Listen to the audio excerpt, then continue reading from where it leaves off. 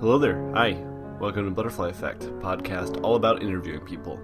I'm your host, Tristan Ettleman. Hope things are going well for you. I'm feeling alright. This week is crazy, but I'm plugging through it. That's a phrase that I just said. Today on the show we have Michael Burns.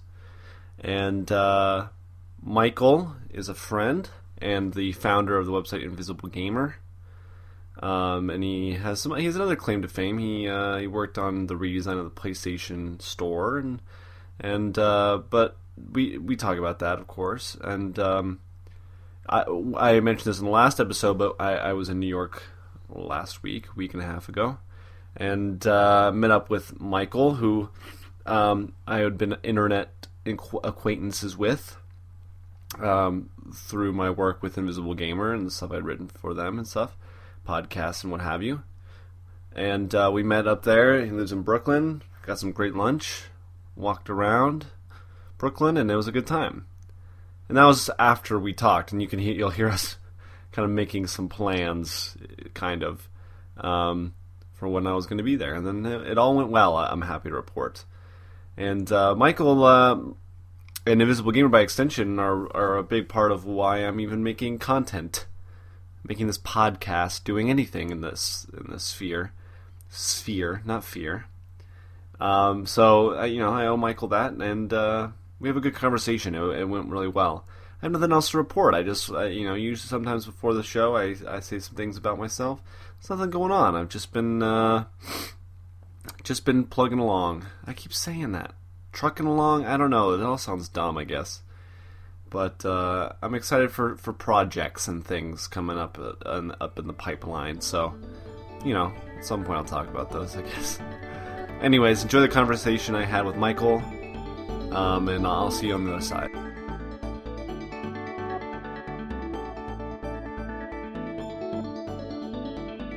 Not a whole lot has been going on. Like, I'm not doing a ton of stuff. Just we have been, my wife and I have been talking for a bit about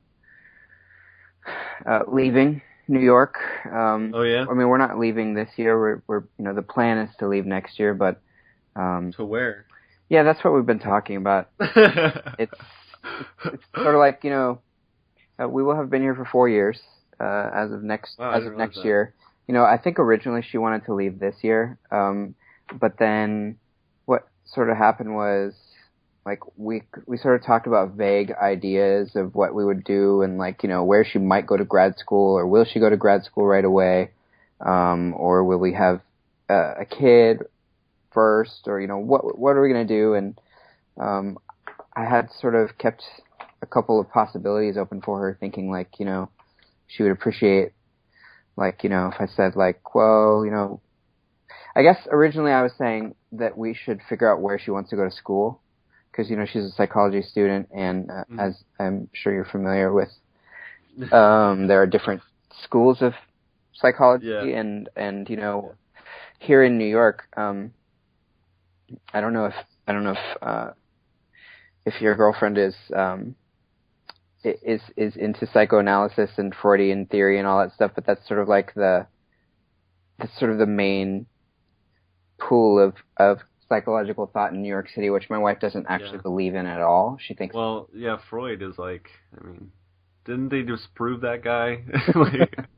I mean, what's funny is I could tell you what my wife says, but as soon as somebody asks me a question, to back it up, I'm like, hey man, I'm just parroting what she says. Yeah, exactly. I'm a psychology student, so...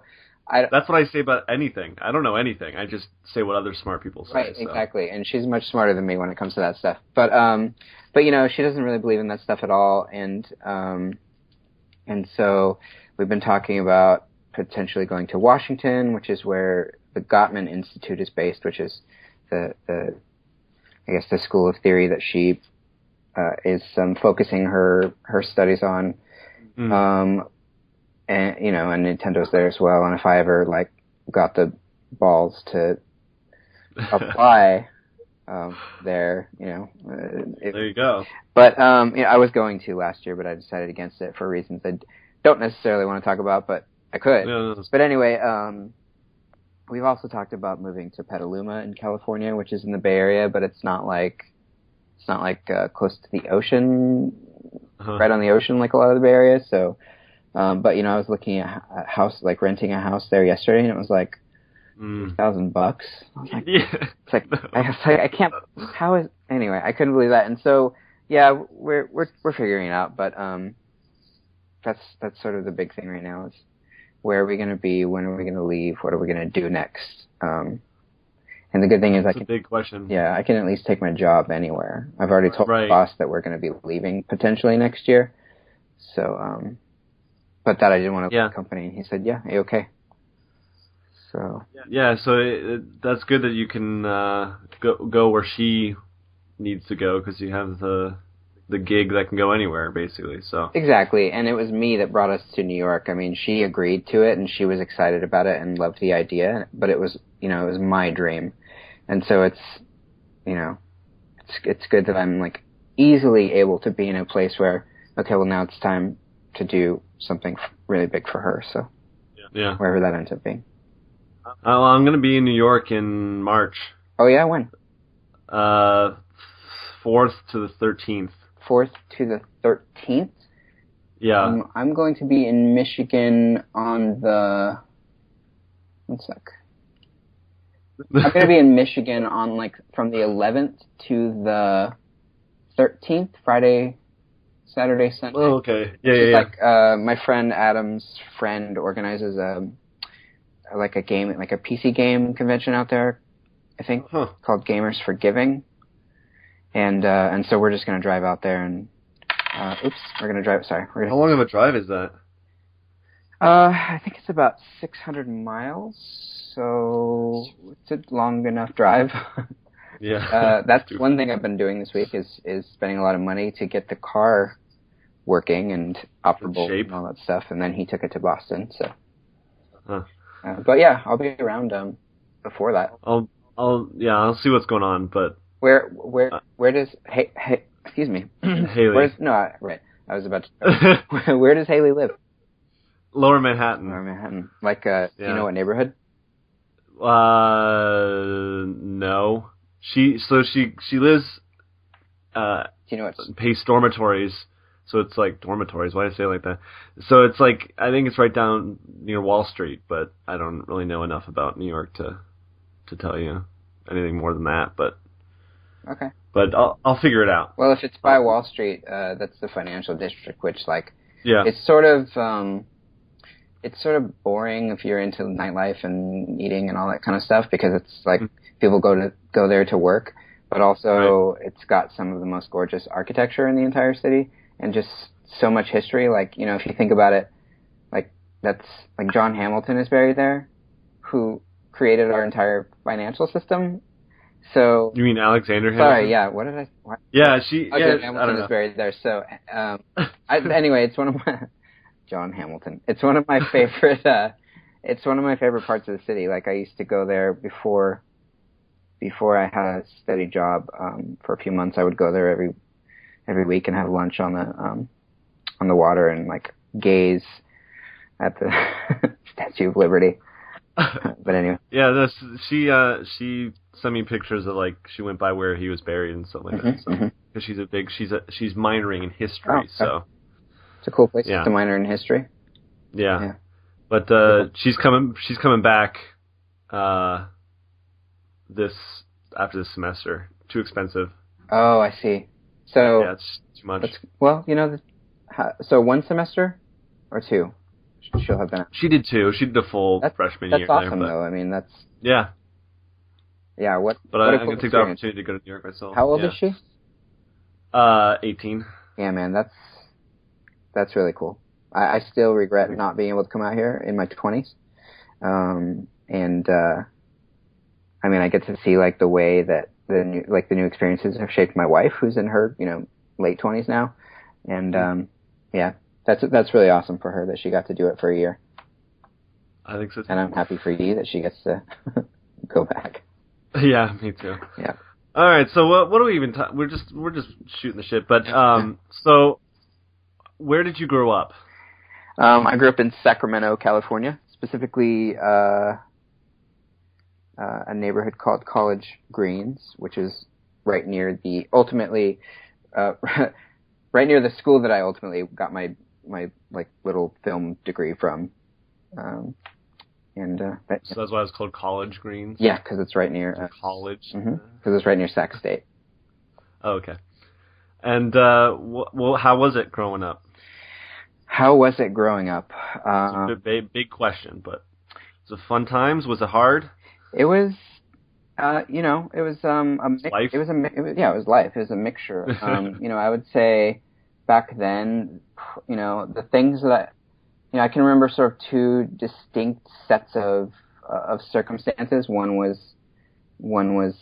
living with my father, who I would call now my dad. I talk to him all the time, but back then I wouldn't think of him as my dad. I would think of him as my father because he was a rather hard man to live with. I lived with my mom and my dad and my sister, and for a time some of my older brothers as well. But so living with my dad was hard back then, but also the good times were, it was Nintendo games. It was like going swimming at the river nearby with my friends. Growing up at that river. It was like junior high dances, like all that. And I guess also like a little bit of being raised in the Catholic Church, like kind of changed some parts of me as well. But yeah. Are you still practicing? No. Yeah, no.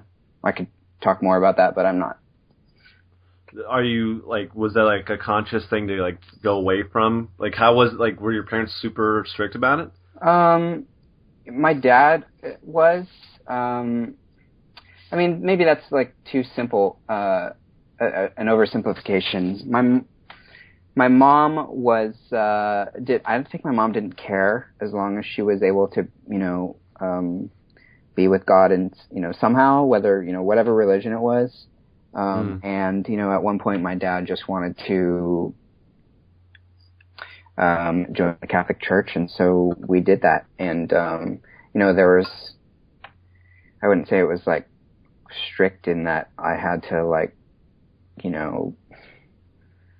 marry a good Catholic girl and do all the things that. Yeah, I definitely went through like catechism and that kind of thing. So, I was confirmed, I think when I was in 8th grade. My confirmation name is Francis of Assisi. When you, I don't know if you know anything about Catholic. Yeah, like vaguely. Yeah. So when you are confirmed, you pick a saint that you have some affinity with, to as your confirmation name. And so Francis of Assisi was who was Francis of Assisi. The thing that for him that I found affinity with was he was, I guess, a friend of animals, which kind of maybe sounds funny, but that's I was actually just thinking about today, like, because I work from home, and maybe this is like reflected a little bit because of the fact that I work from home, but I work from home and I'm like, I don't see people that often except like once a week when I'm in the city, to meet clients and, have like our regular office day. But, I'm around animals a lot more than I'm around people. And I was thinking like, if something happened to my wife or whatever it was, and like I ended up being alone, like I feel like I would probably end up just like raising birds in a cabin in the woods somewhere and maybe having a couple dogs, and like that would be happiness for me. So you're like Francis in that way. I think that probably, if I had to go through that, I probably would have picked that too. Because as a kid, I was really into zoology and things. Were you like that too? I was into dinosaurs and bugs. Okay, that's close. Yeah. Yeah, for a long time I thought I was going to be a zoologist, but then that dream died. When I was 10 and I first read Jurassic Park and then the movie came out, I thought I was going to be, an archaeologist. So. Jurassic Park, though. Yeah. I read the book for the first time recently, so I was like blown away because I didn't realize it was so good. Yeah, what a time to be a kid, though. I know, dinosaurs in the 90s. Well, for me, I know that you probably have some similar analogs, but that's when special effects in movies were getting really good, and you could start believing what you were seeing. Yeah. And like, Jurassic Park's a bit dated. Like if you look at the CG now in some of the shots, like it's pretty obvious, and it's. I guess. But the puppet work mixed with the CG and the way that it's still so good. Like, it's still. I still remember what it felt like to believe that. But anyway. So was that like a formative experience and kind of? Were you like an indoors kid? Like what did your dad do? Like what did your which question of those do you want me to answer? I was a mix of both. All of them. Well, I just want to know, like, kind of where did you become this kind of? Were you a sheltered kid? Were you like playing video games all the time? I was not sheltered at all because I was a latchkey kid. So meaning that I had a key. I didn't have a key around my neck necessarily, but that's like the sort of typical image of a latchkey kid. You have a key around your neck, and you have to go home by yourself after school, and nobody's home. Right. So you have to, you find your own like things to do. And I definitely did that, but I also had lots of friends in the neighborhood, and we used to, like I said, we'd go to the river, or we'd, go to the store and get in trouble, or other times like during the winter I would go hiking and snowmobiling and that kind of thing, and I definitely did a lot of things that you probably wouldn't associate with me now. Yeah. But I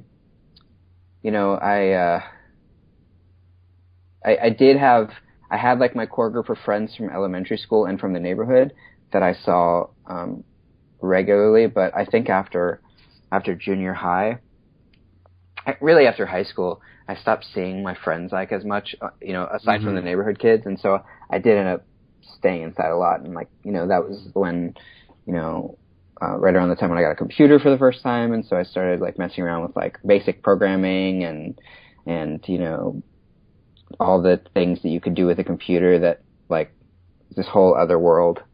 And like this is before we even had internet. We didn't have it until like 97 or something like that. So but anyway, so what were your parents doing that you had to come home and no one was home, and they work long hours? My dad was a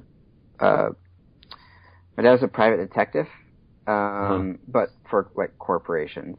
It was like he basically like would investigate loss prevention at that point. Weird. So he was gone a lot, like traveling. And my mom was a nurse, so she worked. She worked long hours. Yeah. Yeah. Yeah. So that would explain the latchkey kid effect then, because it's gone and long hours. But because that seems to be a common, well, not necessarily common, but I'm an only child, single mother, and so like it makes sense that I went down this like video game kind of nerdy path. Yeah. So I think there's kind of this, but it can happen regardless, even if your parents are always home and super supportive and whatever. But the other thing is for me is that none of my siblings are my age. The closest to me, the closest that I actually speak to is 8 years older than me, and that's my sister, December. And the closest in age to me, I think it's just a few years older than me, is my brother Chris, but we do not speak. I tried to reach out to his family. I think it was, at this point, I want to say it was like early 2015 at the latest. He basically told me like if I didn't give him my dad's address so he could kill him, then I could fuck right off. Wow, where did that come from? Well, I mentioned my dad was I mentioned he was a detective, but he was a cop formerly in Oakland PD, and he sort of sowed his wild oats as an attractive young man in the 60s with access to people as a, I don't know, so as a person with a very, public-facing job and a way with women back then. Sure. And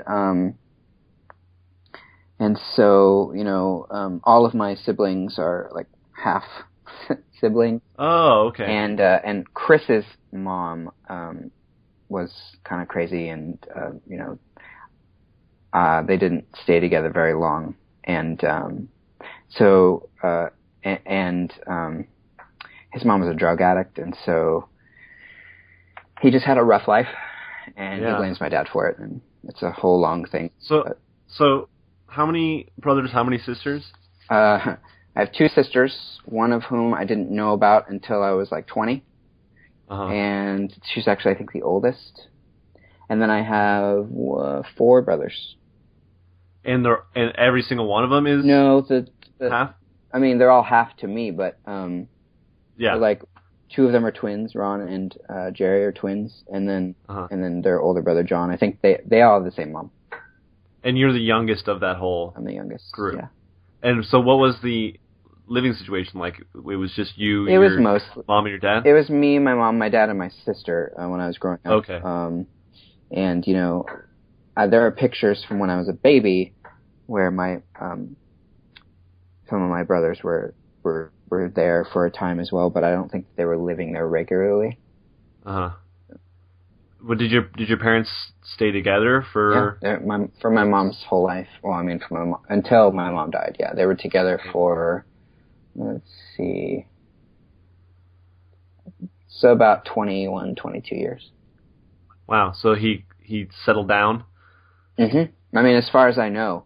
Right. It's funny because, I knew these things about my dad back then, but I never, about how he was before. But I kind of always assumed that he was just good and faithful to my mom and my family, even though he was traveling a lot. But, and, I figured, because of the church, like that was maybe part of it, but because they were very active in the church. But, but it's funny when I talk to my older brothers about this, they have other ideas on the matter. Right. And they think, they're like, I remember last year I was talking to my brother Ron, and at one point he said something like, I mean, he was probably cheating on your mom, and I just didn't even think about it, so. It's not just... That's not a fun thought. Yeah, it's just not a thought that ever crossed my mind, I don't know. Well, that's good then, I guess. I mean, that's good that you have that faith. But, so how old were you? Yeah, that's true. Bliss is ignorance. Yep. How old were you when your mother passed? It was 2003, so I just turned 20. And so you were going to college? Yeah, I was going to community college at that point, American River College. Okay. And I mean, that's a huge blow. How did that affect you? How does that continue to affect you? Well, I mean, honestly, so many things changed from there. For one, to sort of get back to something you asked earlier, I kind of lost faith in the Catholic Church at that point. It wasn't due to any specific perceived failing of the institution. It was just sort of nothing works. People can't be saved. If someone's going to die, they're going to die. All that kind of stuff. And you go through a lot of stuff when you lose somebody, and your mind goes all kinds of directions. And that was the beginning of the end of my relationship with the Catholic Church. I mean, I like to think I'm still a faithful person in some regards, but I don't really see, there are other things later that we could talk about, related to other things that definitely cemented me never wanting to go back. But at the same time, I have a lot of family friends that are still very active in the church, and a lot of them are sort of teaching kind of people that, help adults go back to church, and, they teach catechism, which is adult religious education. And, so, those are good people and still good influences on me in some ways. But, when I see the things that they talk about on Facebook and that kind of thing, it's I kind of think I can't imagine being that, what I perceive now as naive about the world. Yeah, narrow-minded. I don't want to sound bitter, but but just when I think about, that people think everything is in God's hands, and put your faith in the Father and all that kind of stuff. It's you really have to put your faith in yourself, because you can't put your faith if you put your faith in other people, you're going to be disappointed. And at least if you take your life into your own hands, the only person you have to blame for the things that don't work out is you. And the thing is that you can actually create whatever you want if you try to. So. Right. It's a lot easier to reconcile stuff if it's on you rather than God or whatever. Yep. Well, I mean, what you're saying makes total. I'm an atheist, so I don't really have any kind of association with any of that. And were you raised in any religion? I was raised not atheist, obviously, but like just with no religion at all. Like there was no talk of religion. We never went to church, not even for like Christmas or Easter or anything like that. Yeah. And I that's like one of the best things that could happen to me personally, in my opinion. But yeah, there was just no. I still don't really even know what my mom or definitely not my dad, but like believed. Like it's just not something we ever talked about. But I mean, the thing that I believe is that people should be a force for good, no matter how you go about achieving it. So if you need to be in a church to do that, great. Like if you need to be part of a religious organization, if you need that as a crutch to like help, or as a support rather, to help you achieve doing good, then that is great and that's amazing, and that that makes me happy about religion. But I whatever people need to do good by others. I'm not like I always use it as a qualifier. I'm not like one of those angry atheists. Exactly. Like I'm totally like do what you got to do. I'm not like trying to destroy the foundation of institutionalized religion, although I don't agree with it and all that. But it's not like this thing that I'm like. Because I had a friend in high school who was like so, and even I had this phase too in high school of like just wanting to debate every and any person that wanted to do so. And I came to the realization like that's just a shitty way to be. Like that's just an awful way to exist, and that applies to like any subject matter. Just to be like this person raring to fight about something that is really not. It's not worth it. Like it's just not.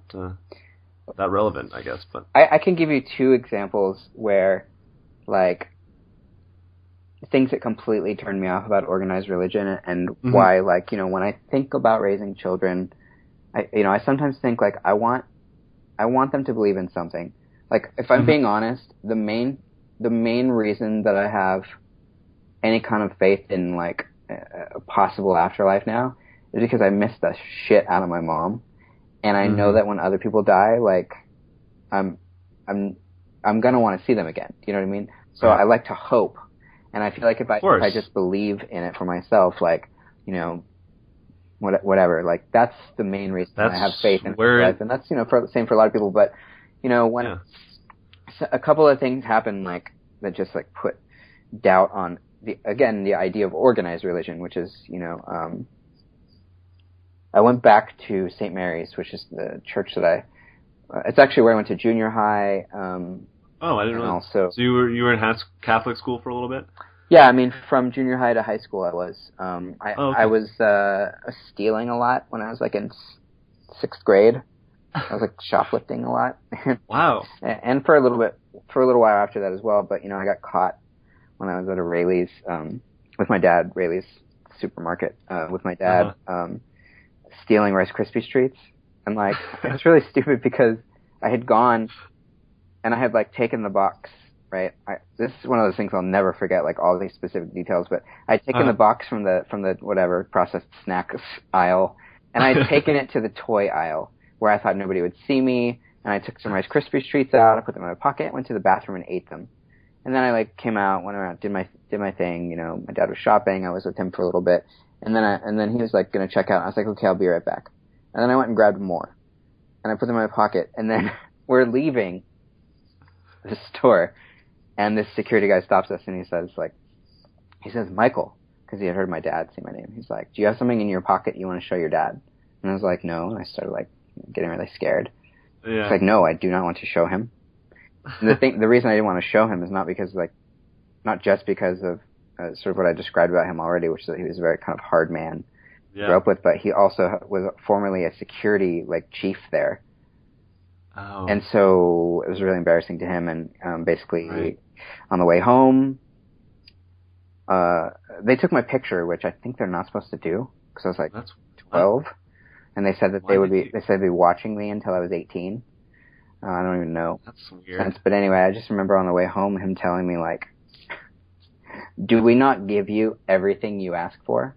Which is completely true. Like, I could have just asked for them. But, you know, when you're a kid, like, you want to get away with something. Yeah, no. And so... Yeah, at 12, like, it's like, that kind of behavior is not like, I mean, it's not good, but it's also not like this, like, awful thing.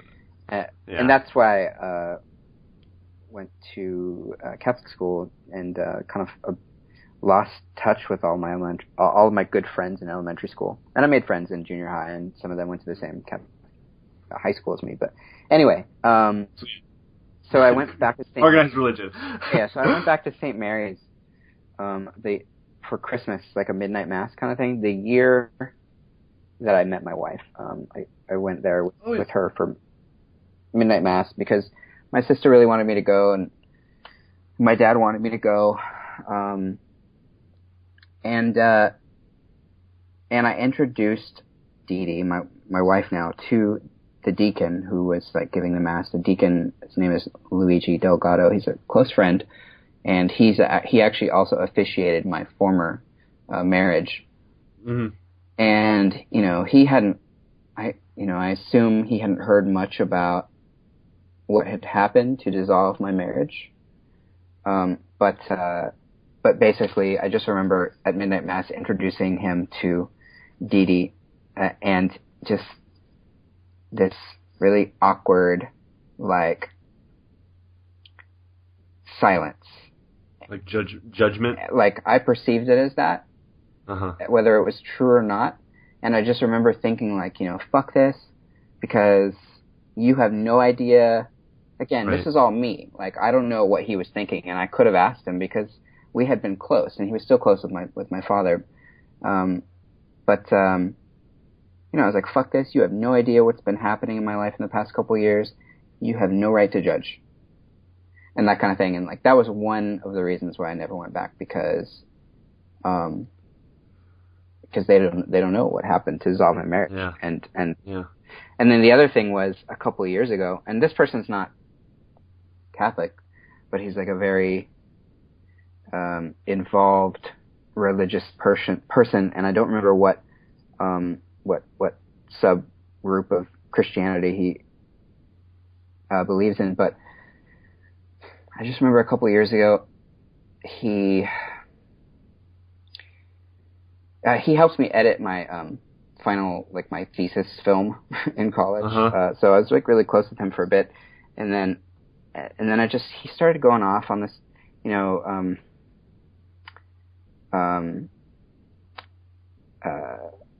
the Israel versus Palestine situation. And I, you know, without like getting too much into like my own beliefs on that, because like, I don't want to offend anybody who might be listening, but you know, he just said some things that I didn't agree with, and so I had like a private conversation with him, and he basically said that all the people, you know, again, without saying any about what side he was on, but he basically said that all the innocent people that were getting killed were getting killed because God deemed it to be righteous. Yep. And like, because he was trying to organize this like group trip to where he was going, and I was just thinking, like, man, you are like, we're adults now. So I don't know, like, we're adults now, and I feel like he should be able to think for himself. But I also feel like he just like regurgitating what somebody said to him, rather than looking at things as holistically, rather than looking at things from all sides. And I know people have trouble doing that. That's probably the downfall of organized religion in general. Anyway, so that just made me really mad. And yeah, no, I those things like that. The thing that, because I went with some friends, and we're still good friends, to church. I just like went with them, and I had gone for a few weeks, and then we went, and I was old enough. I was probably like 14, 15. And then the next one we went to, they were like talking about how evolution is wrong. And then when we left there, I'm like, all right, never going back. Yeah. Like, see you later. And then that was kind of like the definitive like slicing off of any possibility of me going down that path. But you know what's funny? I listen to This American Life every time I run, because it sort of helps keep me motivated to run, because I hate running. but at least I can listen. Like any sane person. Yeah, but at least I can listen to This American Life while I'm doing it. So, and I was listening to an episode about the Ten Commandments today, and it was super funny because there was this story about sexuality and how you like the guy telling the story was basically saying like how he was raised to believe like you shouldn't even acknowledge a woman's sexuality, like you have to completely shut off any thoughts you might have, you know, in order to keep your spiritual life whole and sane.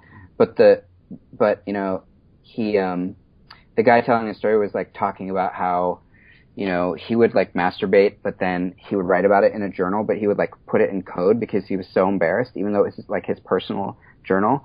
And like, and he tried to get help. And eventually he went to a priest, and he was thinking that they would say like, you know, just read the Bible and find your answer in Scripture. But the priest basically told him like, allow yourself. He basically said like, let yourself masturbate and see how much better like it makes you, because you basically aren't going to be constantly obsessed over, did I accidentally look at that woman bending down at the supermarket, or, you know, whatever. That's out of keeping with the... Yeah, it was a priest. The dogma. Yeah, exactly. Yeah, and, wow. So, you know, but cool the whole priest. point of the story... yeah, the whole point of the story was that you can be too... you can follow the rules too closely to, like, your own detriment. Exactly. And that's what too many people don't understand, is that it's to help you through life. The whole purpose of religion is to help you through life. It's to help you understand your place, but it's not supposed to dictate everything that you do. It's just it's an aid if you need it. And that's the same with any kind of ideology or moral compass or anything. Yeah, it's flexible. Yep. Should be. Anyways, so this turned into the religion cast. That's fine. That's exactly what I want with this show. It's just going down different angles. But so you went to, what did you go to school for? Like you were going to community college. Well, what were you thinking you were going to be doing? Did that change throughout going? It didn't change. I didn't flip flop a lot, like virtually everybody I know. Yeah. I was going for journalism. Okay. And you know, like I mentioned earlier, there's all these butterflies flapping their wings that you know led to different things happening in my life. But my original plan was to go to San Diego State for journalism. It's like a really good school for journalism, and that didn't happen because I got my ex-wife, but at the time my girlfriend. I had gotten my girlfriend pregnant in high school, and then you know, she had an abortion, and all this stuff happened where like I basically felt, you know, this is like Catholic guilt, but I felt responsible for her as a teenager, like who has no idea about anything. Like I felt like I had to stick around and be there for her, even though like the only thing that we had in common was sex. And so I ended up not going to San Diego State, even though I got accepted. The only school that I applied to in high school got accepted, didn't go, missed that opportunity. And so then I went to community college to sort of like, you know, just to go and get started. And I was there for journalism, and I was writing for the American River Current, which is the only college paper I've written for. But we were the only newspaper I've written for, really. But you know, that was a great experience for me, and I, you know, I started writing like just film reviews, ended up doing like band interviews and music reviews and sort of like other kind of actual reporting. And I got like, after I left that school, like I got a call that I had won some award because they had submitted like a film review for this movie, Dear Frankie, to like the North American Community Colleges Journalism Association or something like that. So I had this plaque for this award I won, and you know that was exciting. But you know, at that point, I had transferred to a university, and originally I had planned on doing journalism, but I met the staff of the newspaper, and I met the journalism staff there, and they just seemed like obsessed with the smell of their own farts, and I just like yeah, well, that's, oh man, you don't even know I mean, you do know because you were there, but what I'm going through right now. Oh yeah. Is kind of that, yeah. I mean, I get it because I don't know. It just they feel like they're going down a righteous path. Exactly. Of something. Well, self-righteous. And what's that? Self-righteous path. Sure, exactly. And it just, I don't know. I'm definitely not into going down a lot of the tracks that other people are going down around me, my peers. But what I did discover is that I loved the film staff, and they mm-hmm. me. And there wasn't a film program yet, but there was something called a special major where you could basically create your own curriculum and get a bachelor's degree and basically taking whatever classes you want as long as they were approved. And so I got that sounds like good. Got like one of the first handful of film studies degrees there. But I got to do screenwriting, photography, filmmaking, and a lot of film theory. Mm-hmm. Back then I was like sort of taught to believe that I was like this like genius film, and unfortunately I didn't keep up with serious film writing, and eventually I started writing about video games, which is like while there's plenty of really good things to write about when you're writing about games, like when you start out in that, you just sort of get in this rut of reviewing stuff, and it's like are you part of a PR machine, or are you actually creating content of value? And so that's been something that's been sort of hard for me to resolve. Well, it's interesting that you went kind of towards film, because if I wasn't doing journalism, I'd probably be doing film. Mm-hmm. What would you be doing in film? I don't know. I don't even know what I'm doing in journalism now, actually. But are you reading? What's that? It sounds to me like you're creating interesting content. At least you're making. Well, no, So it's not that I don't like the work and what I'm doing for the most part, but I don't. It's the closest analog to what I want to do with my life at this point. Mm-hmm. But I kind of I like this idea of not doing one thing. Mm-hmm. So I started writing a book, which is fiction, and I'm doing this, and I'm doing journalism through school and stuff, and writing about games, and so I don't know. I don't really know what. Can I ask you, without like any hint of me passing judgment, how far have you gotten in your book? How regularly? Not at all. I literally just started it. Like I haven't even written anything of the actual book. I wrote like a character bible and like an outline, but I haven't actually written anything. I tweeted out like 2 days ago, like I'm gonna write a book, and then that night I just sat. Yeah, I saw that. Yeah.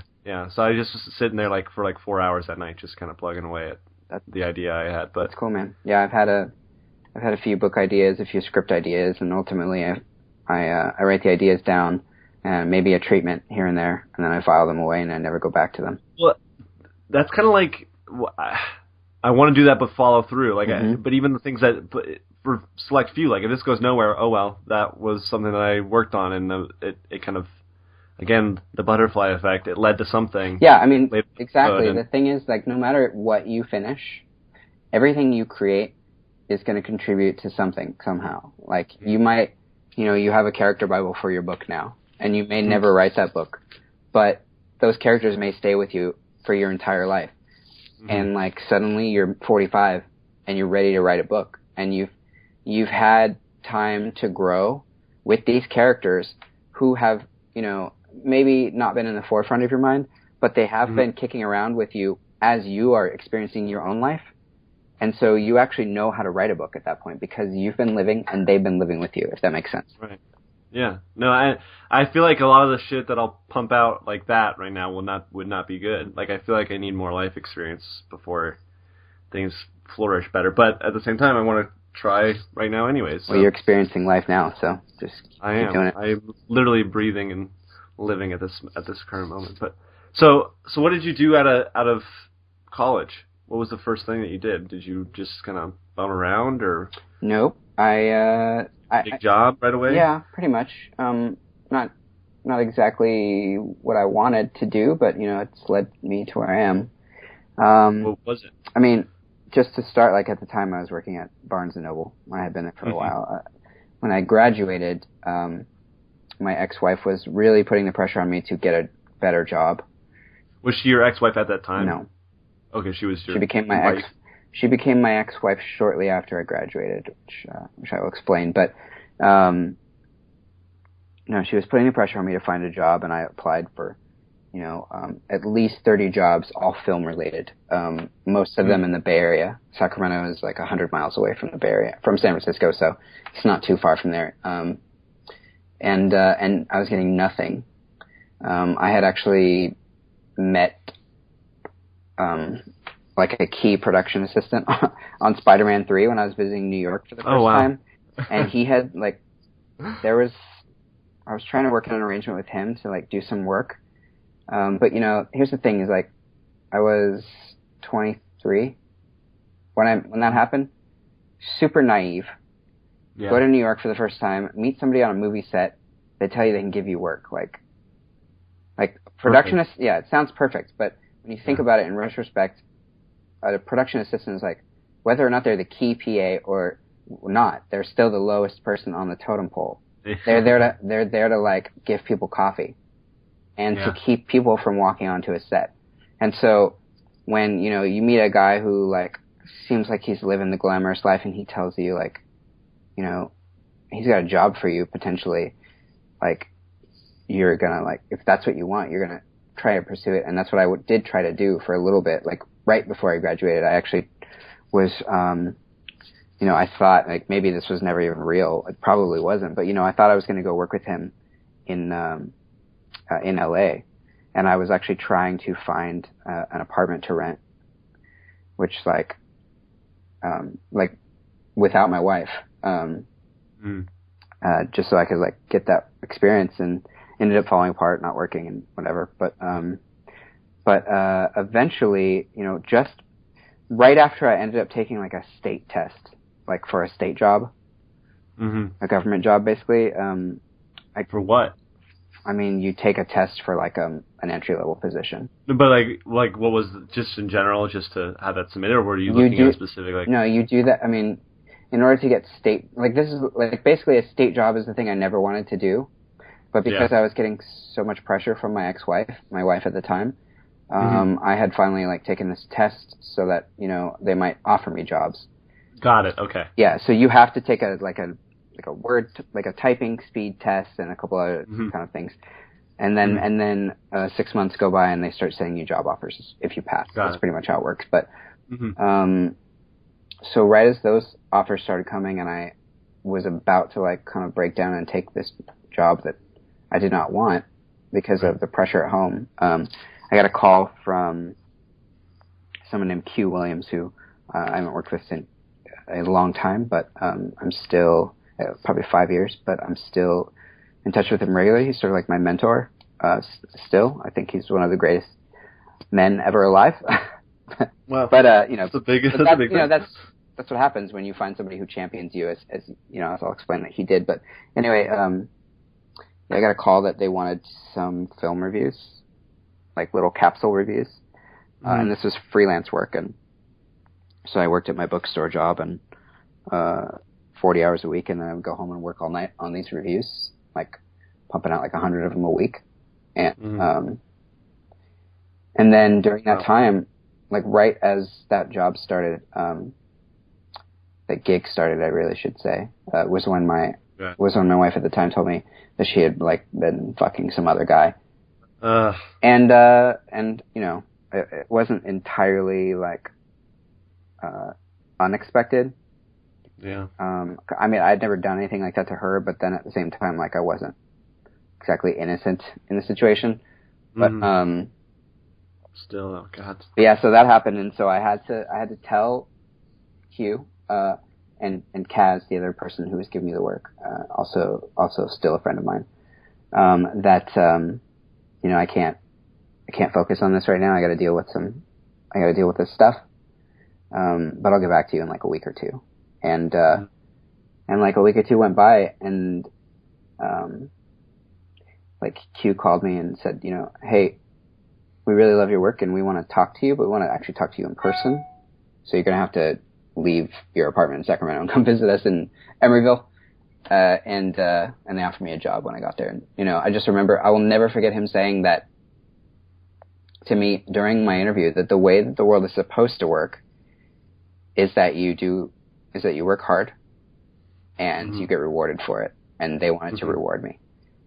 And like, that kind of was it's not just the way he interacted with me, it's the way that Q interacted with everybody that was under his charge. Like, he actually was, you know, he had a job to do, but I felt like it seemed to me that his mission was to raise other people up, which you don't meet very many people like that, certainly not in a corporate setting like a Sony company, which is the company I was working at the time. And then, of course, they laid him off after 13 years of service because that's what corporations do. Right. That job ended up being like data entry for a while, and then like kind of like writing about films for like products. So like you would have like a connected Blu-ray player, and you'd put in like The Dark Knight, and a little synopsis about the movie would come up, and I wrote that. And then eventually from there, like I ended up doing like some database coding, and, you know, I learned a lot of stuff. And then one day I got a call that Sony wanted us to help them rebuild the PlayStation Store. And so I I love this. Yeah. So I spearheaded that project, and, you know, along with like the chief engineer there, I helped design what is now the PlayStation Store, though the prototypes that we had were always way better than what exists now. Yeah. What year was that? That was the last couple of years I was there, so like 2011, 2012. So you're rebuilding the PlayStation Store. Like, we were. So like, yeah, I mean. So what I remember, like when that rolled out, where it had like that, like the cleaner look, I guess, and whatever, was that. Nothing. I mean, the only thing that survived in what finally was released was when you search for something, and you could still see it on PS4 now. You like go to search and you put in a letter, that kind of like rolling letter selection. The more letters you put in, the more words will pop up, and like the narrower the search results will be. But it updates the search results in real time, like per letter. But that's only an interface thing. That's not actually anything to do with what we did. And what we've done, and I can talk about this now, it's like fine, but what we had built was this sort of relational database where we were linking games to other games, not based on like not based on like sales data, like where, you know, other people bought this, so you might, because you bought this, you might like this other stuff, but it was based on descriptors. So we had like 25 categories, whether it was genre or era or theme, I don't know, mood, all kinds of like descriptors, and we would tag the people on my team that worked under me would basically tag these games with all these descriptive data points. And so, you know, you would get really cool things like you would be able to jump from, I don't know, Uncharted to Mega Man 5 in like 3 steps or 2 steps. Right. Like, but it was just such a cool. I wish I still had the video that I had recorded to like explain it better, because it probably doesn't sound as cool as it really was. No, it does. It was just because the problem with digital storefronts is there's so much content out there that you're never going to see it all. No. And this surfaced games that people weren't playing because nobody knew about them, just because like you were interested in like dark games or games about growing up or whatever it was, and yeah, it was cool. It was cool, but ultimately didn't Brian work? Yeah, Brian Bell worked on it with me. What was he doing? He was working for me. He was a contractor doing. You know, I had two people on my team.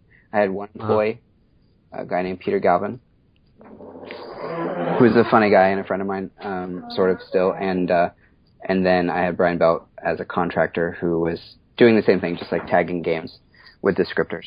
So, well, I'm glad that's something you did took shape eventually. Yeah. Like even if we got to go to E3 for a couple of years. That's cool. Everything was paid for. Kind of neat. When did you start Invisible Gamer? 2010 or? Yeah, pretty much. Like at that time, it was actually just a 1UP blog.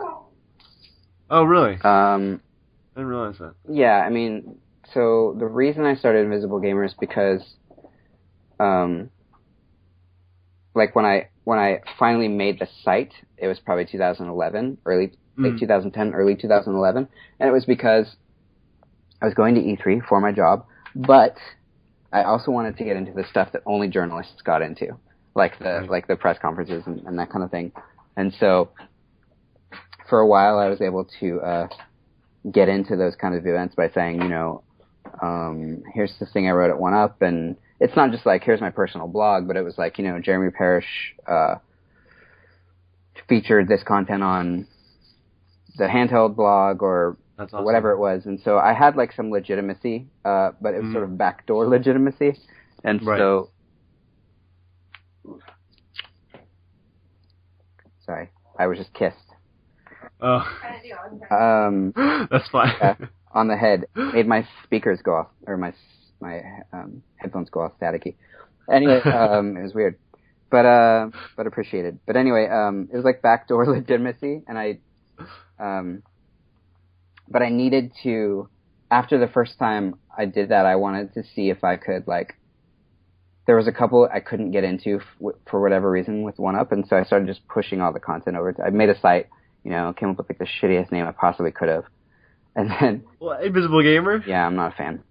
Yeah, I mean, it sounds too much like IGN or Instagram or any other... I know people have said, don't you write for IGN? I'm like, no, Invisible Gamer. But I have written for IGN, and so it's sort of, I would get that tune and be like, yeah, I don't anymore, really. Yeah.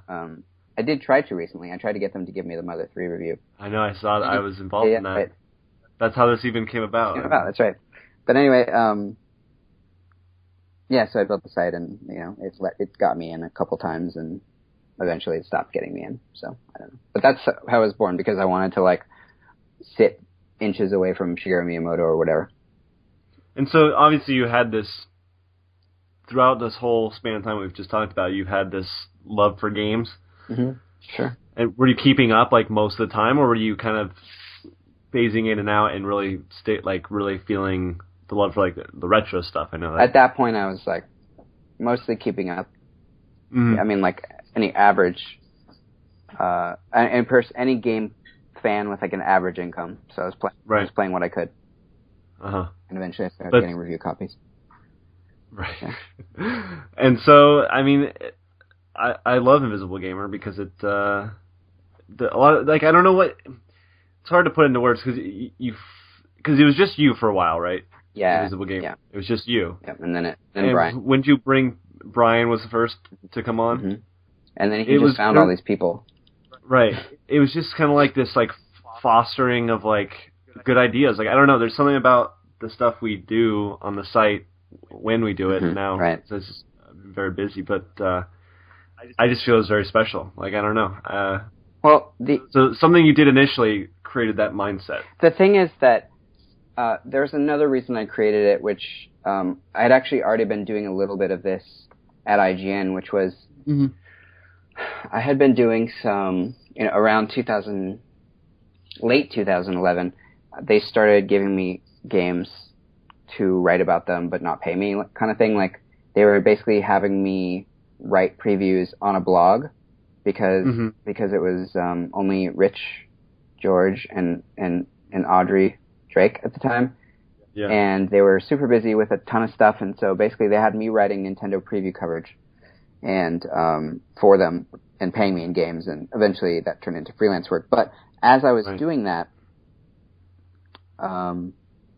their community manager, Stephanie Lee, was also trying to foster some other people to do this, this thing that for a while, I don't know if they're still doing it, but they were, like, regularly promoting user content. But yeah, they still kind of do that. Yeah, but Stephanie actually had me, like, trying to help people through like their writing, like because sometimes people would have good ideas, but they weren't very good writers, or right. you know, they just didn't have enough experience to know how to put a piece together. And you know, so for a little bit, I was like mentoring complete strangers over the internet, and then editing them a little bit, and like trying to explain the difference between like me just writing their piece for them, and like and trying to help them get to what they're obviously trying to say but haven't been able to say. And then, you know, I would help them edit and whatever it was and mentor them, and then if their stuff would get promoted, and that was something that I found really fulfilling, and that was the other reason, like, I continued doing Invisible Gamer after I stopped going to E3s, because, you know, I had some contacts and some context, and I wanted to help people who wanted to write about games get in.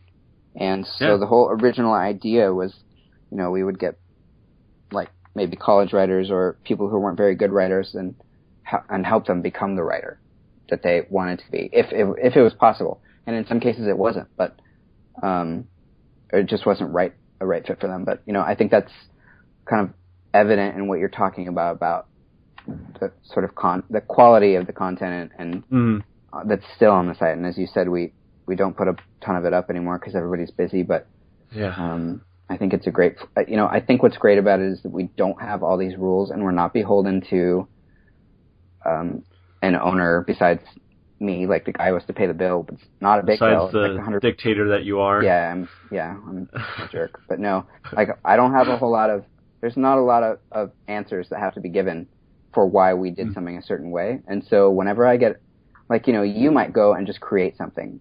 And, you know, like the video series that you were doing last year, you did like... Yeah, I still want to go back to those. I loved those. And, like, you would just do them. And you didn't even have to ask. But, like, other people might say, like, is this okay? Like, I have this idea and I don't know if it'll fly. And I'm like, that's why you should write it. Yeah. Because you don't know if it'll work. But it's something that's clearly important to you, and you should put it out there and see how people respond to it. And you know, maybe we don't have a huge audience. No. But we've had some pieces that people have really taken to, and it's because we don't have to answer to anybody in what we write. Yeah, I think that's part of the strength, is that we're not like following this or catering to a certain massive audience or something. Like, we just kind of do what we want. Like when you boil it down to it, and I think that resonates with certain people and like the stuff we do, and I'm just very grateful that Invisible Gamer was there for me, because it's been a big part. I mean, well, it's a start for sure. Yeah, I mean, I was doing. Gabe brought me on, and I was doing stuff for CGR, and then I don't know what to say, like laid off. Like, I don't know what. What is that? Ooh, sorry. That's the theme music for the Undertow video. That's the theme music for the Undertow. Yeah. Oh. Okay. Anyway. But yeah, so no, I just kind of, I don't know what I was. I stopped working. I was laid off, whatever. Yeah. And I just felt like I still need to get out this creative outlet of like writing about games. And so, if anything, it's been a great portfolio builder. You know, I still reference a lot of the, even though I've been published elsewhere, I still use a lot of Invisible Gamer links to kind of show off my best ideas and stuff like that when I pitch and stuff. So awesome. It's been a big thing. And I was scrolling through like my author page a while ago, and I'm like, I wrote some good things, you know. So I feel good about what I've done there. So, and I still want to do more. It's so busy. Yeah, I would say I want to do more too. But how has the freelance work been going for you? I haven't heard. It's been fine, Michael. I started trying to do this a year ago. I know. And I've gotten 3 pieces published, which is like, and they were all in quick succession. So I'm like, all right, here we go. And then it just, but, and there's, you know, partly that's me, you know, I don't know. I definitely could put more energy into pitching and stuff, but, it's fine. I think I've kind of found a good balance of like not getting so disappointed and you know, just doing this like this. Don't take it on the chin. Like don't take it personally when somebody says like we can't take work from you right now. Because you know, in some cases they don't want to work with you, and in other cases they can't. for budgetary reasons or whatever it is. Like, definitely. But you obviously have written stuff that people really liked, so because otherwise they wouldn't have taken it. Yeah. So. Yeah, no, and I'm still plugging along, and that's kind of why I started this podcast, because I needed something to do, and I kind of wanted to get out of writing specifically about games or talking specifically about games, even though this show has ended up being mostly games-related people, because that's who I know. But I don't know. I just needed some other outlet, so that I could control wholeheartedly. This is mine. Yep, you're the boss. You know? And so that's why this podcast kind of came about. But yeah, no, it's been going well. Everything's fine. Did I say that with a grain of salt? But did I tell you what happened recently with the mini existential crisis I had about like my own writing aspirations? No, but it's good. Please tell me, because it sounds similar to what. It's good. So I've been like a New Yorker magazine subscriber for since 2010 or 2009. Whenever my wife got me a Kindle, is when I started subscribing to the digital version. But I haven't read the magazine very much since we moved here, just because I don't have that much time. And so I downloaded the latest issue onto my iPad, and I'm flipping through the table of contents, and I see the name Carrie Batan, right? And I'm like, I know a Carrie Batan. She's one of my clients. And I'm like Googling a little bit. Like, I look up Carrie Batan, like, on LinkedIn, and there's only one. And it says, like, self-employed, writer, editor, and it doesn't say anything else beyond that. And I'm thinking, like, is this my client? Like, that it turns out is a regular contributor to the magazine, to this magazine that I've always wanted a byline in, like, since I was a little kid. Yeah. And so I, like, emailed her, and I was like, oh, are you the Carrie Batan that writes about music for the New Yorker? And she was like, guilty as charged. So I wrote her back, and I was like, okay. So I just had a mini existential crisis when I saw your name in the magazine, because like a great multitude of writers, I've wanted to have a byline in that magazine for as long as I can remember. And, you know, I probably embarrassed myself a little bit, but I basically said, like, you know, it's on me to, like, write something of substance. And she never wrote me back on that matter. Like, she wrote me back about other stuff, but I felt like maybe I made her uncomfortable. Like, perhaps she thought that I was, like, asking her to introduce me to an editor or something. Like, I don't need her to introduce me to an editor. I'm an adult, and if I have a piece that is worthy of them, then I can do those things myself. But still, the point is, like, I see somebody I work with on a regular basis is a regular writer in a magazine that I've always loved, and I just was like, what the fuck am I doing? Well, yeah, it's like people your age, like, it's probably only going to get worse if things continue with the way they're going. But, like, people my age or your age, someone that is your age, like, doing the same, like, doing what you want to do, but at a higher level, you're always like, God, what am I doing wrong? And, you know, that's a natural. The thing is that I know that I probably shouldn't be talking about this too much, but I'm sure she won't hear this. No offense. No. Seriously. Well, actually, what's funny is she actually runs that podcast thing that I was talking to you about. And so, oh yeah. And so theoretically, like, she could hear this conversation. Okay. But anyway, no. So the thing is, like, my job now feels like a calling to me, because, and I make, you know, a living doing it. Not something I feel like it's almost impossible to do that as a writer. Yeah. And you know, what I do now is sort of like what I started doing in Invisible Gamer, where I'm like mentoring people and finding writers' work. And like, I love it. But every once in a while I want to write, but I feel like if I write something, it has to be like this amazing thing, or it has to be a Pulitzer Prize winning, like, screenplay or whatever, or it's not worth writing, which is obviously just like one of those things that people who aren't really writers tell themselves to keep from writing. But whereas I am a writer, I'm not writing the things that I necessarily want to be writing all the time. Yeah. Anyway. Well, I don't know, man. It's been a great few years now. Yeah. Because I realized that I started writing for Invisible Gamer probably 2 years ago at this point. Which is insane. But I'm glad we could talk. Yeah, absolutely. I was thinking when I started this, I was like, I want to have some of the Invisible Gamer crew on, but I kind of wanted to piece it out because I didn't want to overload that. But at the start, but I'm glad we could talk. Yeah, absolutely. It was fun.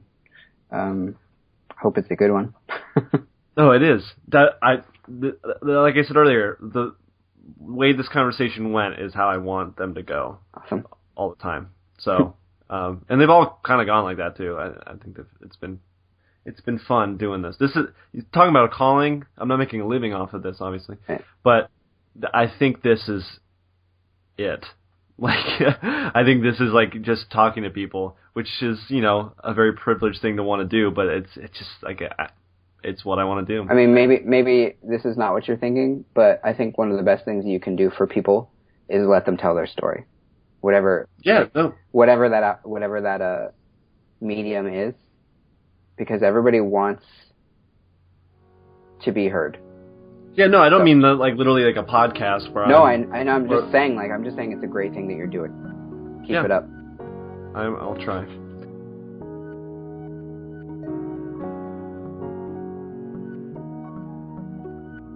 Right?